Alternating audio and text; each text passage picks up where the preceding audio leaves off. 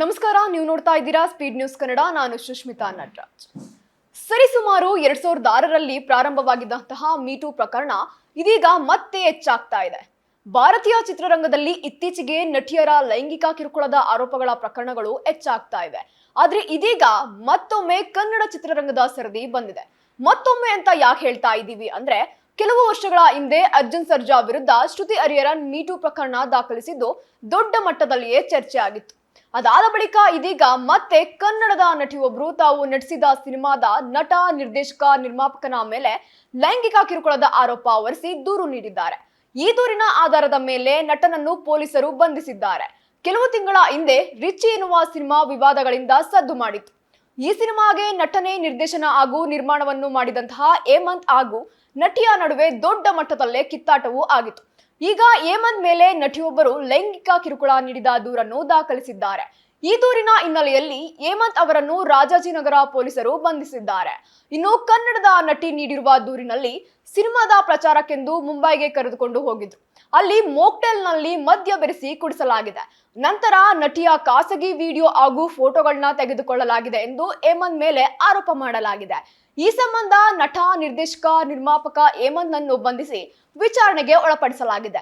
ಇನ್ನು ರಿಚಿ ನಟ ಹೇಮಂತ್ ಮೇಲೆ ಮಾಡಿರುವ ಆರೋಪವೇನು ಎಂದು ನೋಡೋದಾದ್ರೆ, 2022ರಲ್ಲಿ ಸಂತ್ರಸ್ತ ನಟಿಗೆ ನಟ ಹೇಮಂತ್ ಪರಿಚಯವಾಗಿದ್ರು.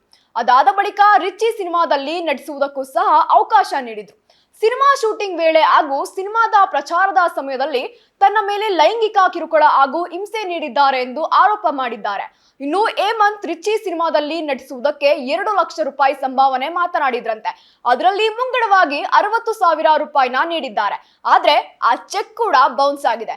ಹೀಗಾಗಿ ಸಂಭಾವನೆ ನೀಡಿಲ್ಲ ಎಂದು ಆರೋಪಿಸಿದ್ದಾರೆ. ಅಷ್ಟೇ ಅಲ್ಲ, ಸಿನಿಮಾ ಶೂಟಿಂಗ್ ವೇಳೆ ಅರೆಬೆರೆ ಕಾಸ್ಟ್ಯೂಮ್ಗಳನ್ನ ಧರಿಸುವಂತೆ ಒತ್ತಾಯಿಸಿದ್ದಲ್ಲದೆ ಅಶ್ಲೀಲ ದೃಶ್ಯಗಳಲ್ಲಿ ನಟಿಸುವಂತೆ ಒತ್ತಡ ಹಾಕಿದ್ದಾರೆಂದು ದೂರಿನಲ್ಲಿ ದಾಖಲಿಸಿದ್ದಾರೆ.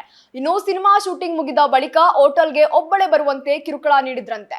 ಇನ್ನು ಇಷ್ಟೇ ಅಲ್ಲದೆ ಸಿನಿಮಾ ಪ್ರಚಾರದ ಸಮಯದಲ್ಲಿ ಲೈಂಗಿಕ ಕಿರುಕುಳ ನೀಡ್ತಾ ಇದ್ದಾರೆ ಎಂದು ಆರೋಪಿಸಲಾಗಿದೆ. ರಿಚಿ ಸಿನಿಮಾದ ಪ್ರಚಾರಕ್ಕೆಂದು ಮುಂಬೈಗೆ ಕರೆದುಕೊಂಡು ಹೋಗಿದ್ರು.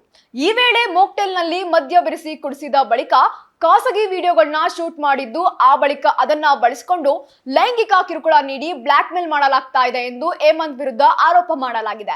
ಪ್ರಚಾರದ ನೆಪವಿಟ್ಕೊಂಡು ಹೋಟೆಲ್ಗೆ ಕರೆತಿದ್ರು.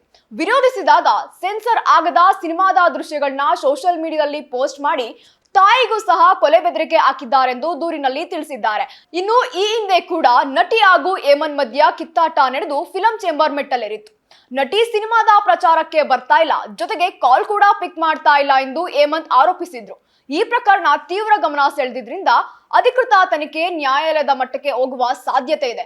ಇನ್ನು ಚಿತ್ರರಂಗದ ಅಭಿಮಾನಿಗಳು ಮತ್ತು ಸಮಾಜ ಎಲ್ಲರೂ ಸಹ ಮಹಿಳೆಯರ ಗೌರವ, ಸುರಕ್ಷತೆ ಹಾಗೂ ನ್ಯಾಯ ಎಂಬ ಅಂಶದತ್ತ ಗಂಭೀರವಾಗಿ ನೋಡಬೇಕಾದ ಸಮಯವಾಗಿದೆ. ಯಾಕಂದ್ರೆ ಇದು ಕೇವಲ ಚಿತ್ರರಂಗದ ಕತೆ ಅಷ್ಟೇ ಅಲ್ಲ. ಶಾಲೆ, ಕಾಲೇಜು, ಬ್ಯಾಂಕ್, ಹಾಸ್ಟೆಲ್, ಸಾರ್ವಜನಿಕ ಸ್ಥಳ, ಖಾಸಗಿ ಕಂಪನಿ ಹೀಗೆ ಸಿಕ್ಕ ಸ್ಥಳಗಳಲ್ಲಿ ಚಿಕ್ಕವರು ದೊಡ್ಡವರು ಎಂದು ಸಹ ನೋಡದೆ ಕಾಮ ಪಿಶಾಚಿಗಳಂತೆ ಹೆಣ್ಣು ಮಕ್ಕಳನ್ನ ಕಾಡ್ತಾ ಇರ್ತಾರೆ.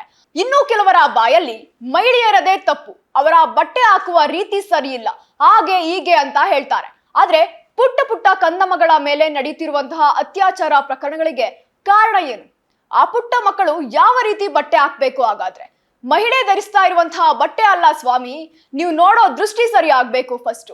ಇದಾಗಿತ್ತು ಈ ಕ್ಷಣದ ಸುದ್ದಿ. ಮತ್ತಷ್ಟು ಸುದ್ದಿಗಾಗಿ ನೋಡ್ತಾ ಇರಿ ಸ್ಪೀಡ್ ನ್ಯೂಸ್ ಕನ್ನಡ. ಸುದ್ದಿ ನಿಮ್ಮದು, ವೇಗ ನಮ್ಮದು.